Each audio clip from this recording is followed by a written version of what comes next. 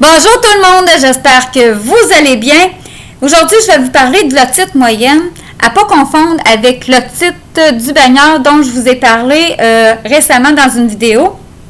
L'otite moyenne, c'est une infection de l'oreille moyenne qui est située derrière le tympan. Mais avant toute chose, j'aimerais préciser encore une fois que je ne suis pas spécialiste de la santé. Là, je ne travaille aucunement dans ce domaine-là.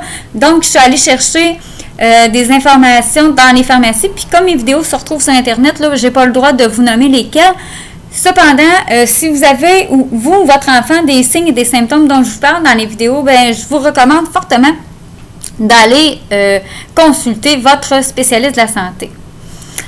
L'otite moyenne, ça peut arriver n'importe quand dans l'année, mais c'est surtout après une grippe ou un rhume, donc beaucoup plus fréquemment l'hiver. Puis c'est aussi les enfants âgés de 3 mois à 3 ans qui sont beaucoup plus souvent affectés par la maladie. Quels sont les signes et les symptômes dans le fond? Bien, c'est sûr qu'il y a une douleur à l'oreille, accompagnée souvent de fièvre, de diarrhée, de vomissements, de nausées, particulièrement chez les jeunes enfants. Puis il y a de nombreuses personnes qui ont une perte de l'audition. Puis les nourrissons peuvent être simplement irrités puis avoir de la misère à dormir. Puis parfois, le tympan peut être fendu parce que ça fait une pression. Puis ça provoque aussi des écoulements de pus dans une oreille. Mais l'ouverture, dans le fond, se cicatrise généralement assez bien puis sans traitement.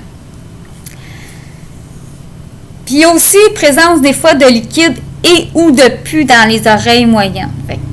C'est ça. Comment on fait pour soulager, dans le fond, tout ça? Bien, on peut soulager la fièvre avec de l'acétaminophène ou de l'ibuprofène. L'acétaminophène, c'est les Tylenol, le Tempra, puis l'ibuprofène, c'est plus les Motrin, puis l'Advil, par exemple. Puis il y a des antibiotiques aussi qui peuvent être prescrits si à un moment donné ça devient comme trop grave. Puis même si l'enfant va être guéri là, au bout de 2 ou 3 jours, là, il ne représentera plus de douleur, mais c'est important de poursuivre le traitement jusqu'à la fin. Comment on fait pour prévenir, dans le fond? Bien, évidemment, si on a un environnement qui n'a pas de tabac, ça va aider. Pas de foyer non plus. Contrôler les allergies. Recevoir les vaccins contre la grippe et c'est ça, contre la grippe dans le fond. Bien se laver les mains, surtout en période de rhume et de grippe. Procéder à un nettoyage nasal avec une solution saline.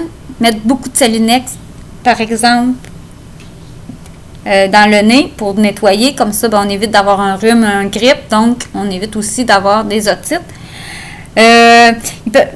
Les enfants qui sont allaités aussi, ça prévient les otites. Puis, éviter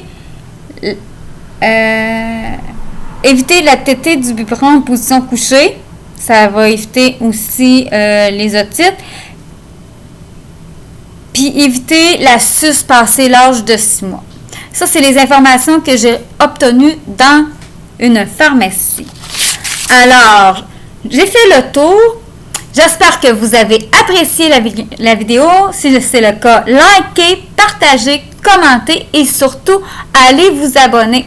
J'ai maintenant ma chaîne YouTube qui s'appelle « Vivre avec nos enfants en toute simplicité » comme ma page Facebook. J'apprécierais vraiment que vous alliez vous abonner en grand nombre. Sur ce, je vous dis ciao!